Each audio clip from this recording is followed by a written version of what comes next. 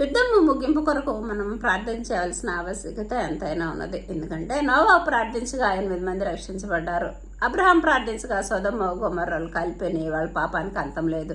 యేసా ప్రార్థించగా 7 సంవత్సరాల కరువు నుంచి రక్షించబడ్డారు. మోషే ప్రార్థించగా 6 లక్షల కార్దూరము ఎర్ర సముద్రంలో 6 నెలలు నడిచారు. యెహోషువ ప్రార్థించగా ఎరుగో కొడుకులు కూల్చివేయబడ్డాయి. ఎలీషా ప్రార్థించగా ఆకాశం నుంచి అగ్ని దిగి వచ్చినది. ఎలీషా ప్రార్థించగా పర్వతాల చుట్టూ అగ్ని గుర్రాలు రథాలు వచ్చి శత్రువులు పారిపోయారు. రూతు ప్రార్థించగా యూదా గోత్రపు సింహము దావీదు సింహాసనానికి మార్గం ఏర్పడింది. సమూయేలు ప్రార్థించగా ఫిలిష్తీయులు ఓడిపోయారు. ఎజ్రా ప్రార్థించగా ప్రభువులు దేవుని తట్టు తిరిగారు. నెహెమ్యా ప్రార్థించగా యెరూషలేము కోటగుమ్మలు కట్టివేయబడ్డాయి. ఎస్తేరు ప్రార్థించగా యూదులు రక్షించబడ్డారు. దావీదు ప్రార్థించగా ప్రభు కెరూబుల మధ్య ఆసీనుడయ్యారు.